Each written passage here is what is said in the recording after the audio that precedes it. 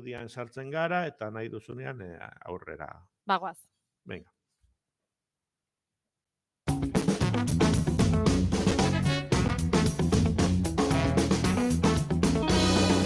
Goizerokoaren lehenengo orduan jarraitzen dugu, goizeko 10:40 minutu ditugu, eta prest gure lehenengo gonbidatuari ongi etorria emateko. Irrati bidez entzungai eta Twitch bidez ikusgai. Egunon, Luisio? Egunon. Zer moduz? Bueno, pues sustatuko berri teknologiko euskararen inguruko batzuk emateko prest, berriz ere. Hori da, eta bueno, gaurkoan zurekin ere hasiko gara. Zuk kontatuko diguzu, baino albiste honetan zu ere parte bazara. Bueno, bai, prentsaurreko batera deitu gintuzten, Mhm. eta han izan. Bueno, esango dugu. Bai. .eus fundazioa, dominio horiek eta kudeatzen Mhm. dituen erakundeak baduka behatokia deitzen duen bueno, tresna bat eurak dira, aldi berean ere bai, ez da Ados, bai. aparteko instituzio bat dagoenik Mhm. hor, baizik eta datu bilketa egiten dute, eta fijatu ziren gauza batean hemen komentatu izan duguna, eta da, Bai, bai, bai. Googleen bilaketak aldatu egin ziala iaz, Mhm. eta euskarazko emaitzak, naiz eta zuk euskarazko konfigurazio zuzen bat eduki zure mugikorrean edo ordenagailuan, euskarazko emaitzak beheraz joaztela, eta goian beti gaztelaniazkoa agertzen zala. Hori da, bai. Katalanek ere detektatu zuten hau, eta txosten oso bat ere egin zuten, eta hori uste dut ere aipatu genuela hemen. Mhm. Bueno, .eus behatokia ere, hori ere aztertzen hasi da, eta gonbidatu gintuzten, batetik, Alianza Digital izeneko erakunde bat sortu, bueno, ez da erakunde bat, izaera juridikorik ere ez dauka, baina Kataluniako aktore zenbait elkartu dira, txosten hori egin zutenak, zuzendari bat dauka, delako alianza horrek, Albert Cuesta etorri zan, azaldu zituen Katalanen ikuspegitik, eta Euskal Wikilarien Kultura Elkarteko presidentea ni naiz, funtzio ugari dituen postu bat, eta bat da deitzen dizutenean Euskarazko Wikipediaren izenean hitz egiteko, bueno, datu batzuk bildu, bulego bat badago pare bat liberaturekin lan egiten dutenak benetan, eta ara joan, eta, bueno, esango dugu, hau dakigu, beste dakigu, eta, Euskarazko Wikipediak ere igarri duela hori, datu horiekin joan nintzen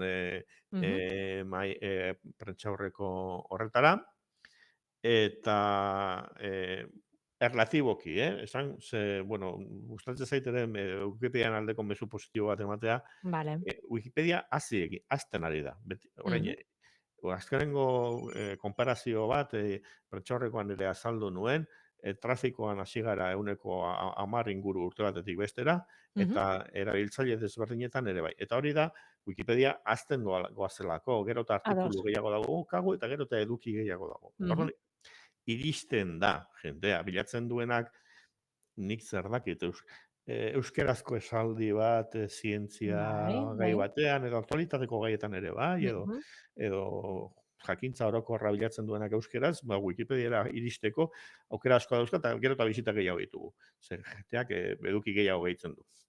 Baina, aldi berean, detektatu dugu, eta adibide pare bat erakutsi nituen, bata, azalak bisita gutxiago jaso ditu.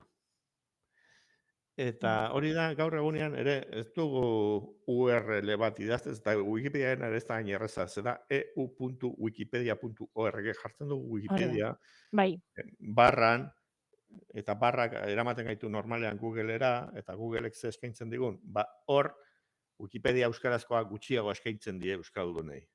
Eta orduan, azaleko bisitak jeitsi egin dira. Bisita orokorrak igo, baina azala gutxiago ikusi, bada seinaletako bat. Eta bestea da, esan dut leheno bulego badaukagula, langileekin eta hola. Bueno, Wikipedia, Euskal Wikilarien Kultura Elkartea da, irazi asmorikeko zerbait, eta ez dauzkagu fondo propioak, baina badaukagu hitzarmen bat Eusko Jaurlaritzarekin, hezkuntza Euskal Kurrikulumarekin eta hezkuntzarekin daukaten edukietan sakontzeko. Guk ez dugu Euskal Wikilarien Kultura Elkarteak ez du idazten. Ez daukagu lan bat idaztekoa sustatzen dugu idazketa. Eta bulegoaren bidez, eskoletan, unibertsitatean, irakasleekin eta ikasleekin, landu egiten dira hezkuntza gai horiek. Eta horretan dago, indize bat sortu zena 2000 artikulu. Batzuk nik zer dakit, fisika eta kimikakoak orokorrak, mundu guztiko artikulu interesgarrien zerrendetan daudenak, baina beste asko euskal kurrikulumekoak, noski, euskal historia, euskara bera, hemengo geografia, hemengo dena, ez da? Eta 2000 artikuluko sorta horretan ere, gero eta lan gehiago, hasieran zerrendan utxune asko zeuden, faltako ziren 1000 bat erdia falta ziren proposatu haietako, eta azkenengo urtetan bete dira 2000 badaude. Baina horietan hala ere, gehitu egiten da. Orduan, logikoki, Wikipedia orokorra bezala nola zidan ere, logikoki honetan ere hazkunde bat ikusi beharko genuke, baina igaztikora berutz. 2000 artikuluen indizean, urtetik urterako neurketa batean, 2,5 milioi bisita, 2,1 zerbait. 300.000 eta piko bisita galera urte betean, non eta Wikipedia gero eta gehiago erakurtzen dan, alegina ere egiten dan hor, eta orduan zer da? Gauzak bilatu euskarazko ikastetxeetatik nik zer daki plutonioa, bezalako elementu kimiko baten zera, informazioa tokatu zaizulako horretaz lan egitea, eta espainolezko horria ematen dizu. Eta hau gero eta hauxe da gertatzen nahi dan, ez daukagu dudarik. Bueno, orda nik bota dizuan txapa hau, diapositiba batzuekin eta azaldu nuen, eta .eusek ere bere ekarpena ere egin zuen. Hasi dira eurak ere aztertzen, ez bakarrik eman dizkigu Wikipediako datuak, ikusi dute webgune eleanitzetan, lehenengo bilaketa lagin batzuk eta hola egin dituzte, eta sumatu dute Katalunian detektatutako portzentaia bera, eta da, 3 webgunetatik bitan euskarazko edukia bisita gutxiago jasotzen dituela. Eta, bueno, pues kezkagarria. Eta hortxe gauza batzu, baina beste gauzaren bat ere, bueno, behatokiaren lanak eta hala aurkeztu zituzten, eta erakutsiko dizkizu,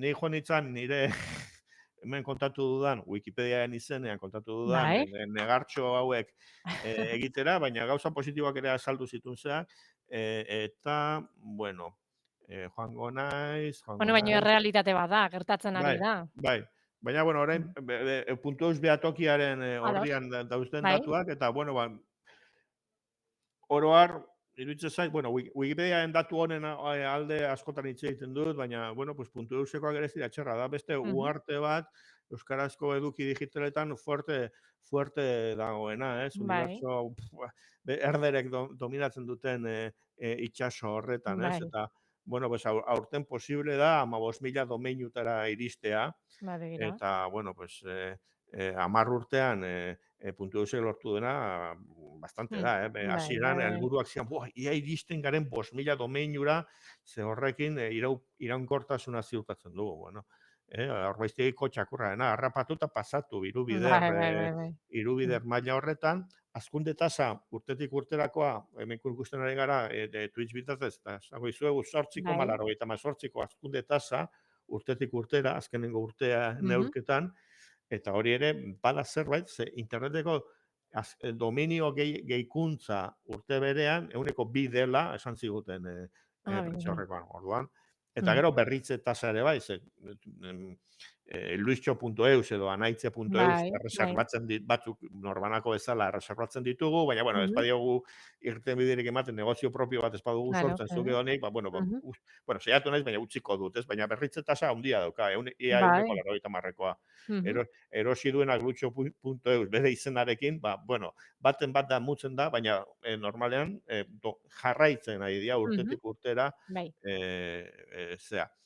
gero, beste datu bat ere, konparatzen dituzte euren webguneak, .eus webguneak ez eduki daukaten, eta baita ere Euskal Herrian erregistratuta dauden gainerako webguneak. Eta hor, hemen ari gara datu bat ikusten, Euskara, Euskal Interneten 14%. Hau da, domeinuen 85%ean ez dago euskararik. .com, Bai, .es, bai. .net, hoietan. Baina aldiz, 15.000 .eus hoietan, ez da derrigorra euskara egotea, bai Euskal Herriarekin lotura bat edukitzea. Bai. Orduan, derrigortasunik gabe, baina euskara 75%ean dago. Orduan, da sustapen faktore bada. Bai, bai, bai, hori da. Nire ustez. Ez ala azaldu zuten, eta bueno, datu positibo horietako bat, ikusteagatik ere bai beste gauza bat, bueno, hemen orain grafiko baten ikusten nahi naiz, Bai. dominioan azkundean nola izan dana, onda aldapatxo bat, azkenengo urtean, eta banaketa tipologiko bat ere egin dute, zeu egune dauden, eta hau hemen grafikoetako bat sustatu nire pegatu dut, eta nork gordetzen du .eus domeinu bat, eta, bueno, datu hau ere esanguratzu ditu zitzaidan. Lehen adibidea jarri du norbanakoak, zuk edo nik gorde izan bagenu, pues olakoak ere badaude, uneko bederatzi badira pertsonalki gorde duen zerbait. Baina burura datorkiguna iruditzen zait erakundeak dirala. Erakundeak daukatela .eusa. Gipuzkoa.eus da diputazioa, Euskadi.eus da jaurlaritza, eta Bizkaia.eus Bizkaiko diputazioa. Bueno, horiek ere 100% dira, ez gehiago. Eta aldiz, enpresa pribatuek 140 osatzen dute ia 15.000 domeinu horietan. Orduan, bueno, pues merkatuan balio bat eduki badaukan zer bada, eta gero esan duen bezala beste 109 zertan, empate bezala daude, norbanakoak esan dut, erakundeak, kultura instituzioak, eta hezkuntza instituzioak ere bai. Orduan, baina nabarmen, 140 enpresa pribatuak. Enpresa pribatuak. Bueno, hauxe ere, datu majo bat, orduan, prentxaurrekoan, gauza honak esan genituen, Wikipedia gora doa, Googleek kalte egiten digu, eta .eus ere gora doa, naiz eta euskarazko edukiei kalte egiten diren zea horrek. Eta bueno, ekintzarako dein moduko bat ere egontzan, jaurlaritzak ere igual burratzen bat edo eman barko lukeen, bueno, ikusiko dugu kontu honek zer ematen duen. Hori da, zer da, alako prentxaurrekokin da, alako egiten dituzuen ekitaldiekin, Luistxo, zer da lortu nahi dezuena, edo zer egin beharko genuke guk ere, saio hauetan ere askotan aipatu dugu. Bueno, gero, kontsumitzaileek ere zer ikusia badu. Bai, badaukagu gure errua ere, bai, ez, bueno, kontsumitzaileak egin behar duguna da, enteratu nola konfiguratu gure ordenagailu eta telefonoak euskeraz. Hori da. Espakizu bilatu. Sustatun badago, artikulu. Sustatun badago, eta bilaketa batek nola egin hau, eta euskeraz bilatzen baduzu, Googleek ez dizu boikotatuko eta bialiko Japoniako herrialde batera, bialiko izu hori esplikatuta dagoen sustatuko, edo beste toki batzuetako. Lehenitza euskaraz, lehenitza.eus izeneko zerbitzua badago hain zuzen ere .eusek jarritakoa, eta horra azalpen onak daude. Horixe, pausuak ematen ari zarete, gorakadak badagoela, nabarmen, baina, hoxe, kosta batzuk, eta badaudela. Munduko enpresa handiena menderatzea bakarri falta zaigu. Bueno, eta beste gauza batzuk. Holaxe, hori lehenengo albistea, eta beste albiste bat aipatuko dugu, Luistxo, eta adimen artifiziala. Bai, honetaz ere jardun dugu, baina kasu honetan... Gauza berriak etortzen ari dira. Kasu honetan, lotuta tresna ezagun batekin, eta da Photoshop. Adobe izeneko markaren produktua da Photoshop. Gero, Photoshopatu esaten dugu, irudi bat eraldatzeari aditz bat bilakatu da, dela Photoshop tresnarekin eginda, edo beste zerbaitekin, adibidez, alternatiba libre bat ere badago, GIMP izenekoa. Baina, Photoshopak ordainpeko bertsio berri batean dauka plugin bat ordainduta, hori ere, Firefly izenekoa, eta horrek egiten hasi dira, adimen artifizialeko asmakuntza horiek, erakutsi izan ditugunak hemen, irudian sartzen, eta efektu polit bat da, irudi bat dakazunean hola, laukia, demagun orain, ni agertzen naizen bulego zati hau, edo zure estudioaren irudi hau, eskatu eta luzapena eskatu. Hau da, irudi honen kanpokoak eta noa Ikusteko aukera izango dugu. ikusiko dugu arte adibide batzuekin. Utzi dazu partekatzen, minututxu batzu baditu azkarrengo dugu. Hementxe. Bueno. Zentroan ikusten ari garena da Van Goghen kuadro ezagun bat, gau izartxua. Bai. Baina lauki bat ikusten ari gara, eta laukiaren luzapena ikusten da inguruan, eta nahiko lortua dago. Kuadroa dirudi, bera. Kuadro oso bat dirudi, eta nahiko lortua dago. Ikusiko dugu beste adibideen bat. Hieronymus Boschen, delizien, esango dut, lorategia, edo paradisua. Hau ere da, bueno, hau da triptiko bat Madrilen dagoena, kasu honetan triptiko itxura ikusten ari garen Twitchetik, ez da triptikoa, bakarri dago erdiko parte, laukia, eta ezker eskuin nola luzatzen dan. Bueno, monstruoz eta irudimen morboso batekin margutu zuen hau Boschek, eta ingurukoa antzekoa da, baina ez hain... Pixkat abstraktoa. Bai. Arrain txori monstruak daude, benetan marraztuak, eta bestean daude alako zoramen moduko batzuk. Orduan, bueno, adien artifizialak, segun ze kontestutan, hobeto lan egiten du, bestean baino. Hemen, Baneik Flandirarraren kuadro bat, bueno, bikote bat agertzen da, ondo marraztua hori egin zen, bankero italiar bat zen, urteetan bere zentzegoena, eta bere emazte aurdun dagoena. Orduan, kanpotik marraztu dena gela bat da, eta gela nahiko ondo dago. Jente gehiago ez du gehitu, eta jentea gehitu balu, pizkatu izango zen. Bai. Bekusi ezagun, beste Botticelliren Venusen jaiotza, erakusten ari gara ona, giza irudiak ondo daude, barruan, eta orduan ematen du ingurune natural bat bastante ondo egiten duela.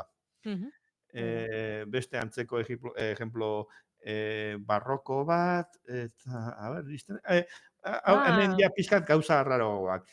Michelangeloren Kapera Sistinaeko irudian jainkoak atzamarra ikutzen dio lehen gizonari, Adani, baina inguruan ikusten, ezin du irudikatu, irudien artifizialak inguruan dauden beste irudi mordo bat.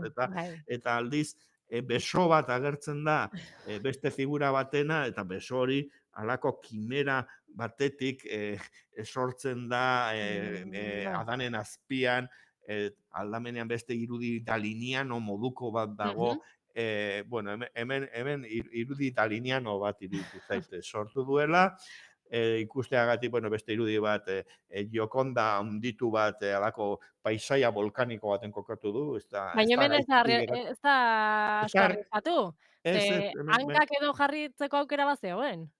Bai, baina bueno, horra irean geratu du, ez da gaizki geratu, ala ere. Eta beste hau ere, David Hockney uste dut egilea estatu bat horrena, taberna batean irudi bat, eta bueno, hau ere polita da, sustatuko artikulua, den ilustrazio nagusi hau jarri genuen, eta bukatzeagatik, erakutsi nahi nuen Mondrianek egiten zituen forma laukik eta kolore planoekin, alako kombinazio batzuk publizitatean, eta gero diseinuan asko ikusi ditugunak, eta ez du guztiz asmatzen, aldamenean, kanpoan ez du kolore planoekin beti asmatu, alako ate bat agertzen da, Van Goghen margotuta bezalakoa, eta ez dit, bueno, baina aukera badagoela. Hau erakutsi nahi nuen, eta sustatuko artikuluan beste gauza gehigarri bat ere badagoela bideo bat, demo batena, nola egiten duen batek lan honekin argazki erreal baten gainean, eta da, mendi biltari bat, bidezka batetik dijoala, eta gaikuntzak dira zoragarria. Hemen gaztelu bat, hemen laku bat, eta hola, adimenarekin zorretatzea. Bai, eta entzule izango dugu, batzutan lehen Photoshopen zuk argazki bat hartzen zenuen, eta beste batean txertatzen zenuen, bueno, ala egiten da, ez? Baina kasu honetan hitzez, idatzi egiten duzu, zuaitz bat nahi du, edo zuaitz bat berdea, eta zuaitza txertatzen da. Eta bideoan etxukun ikusten da gainera. Etzan igual lehenengo saiakeran izango, baina benetan bastante... Bueno, pagatu nahi duena, pagatu ezala Photoshop eta probatu. Primera, Luisio, mila esker, eta aurrengo ostegunera arte. Eskerrik asko. Ondo izan, agur.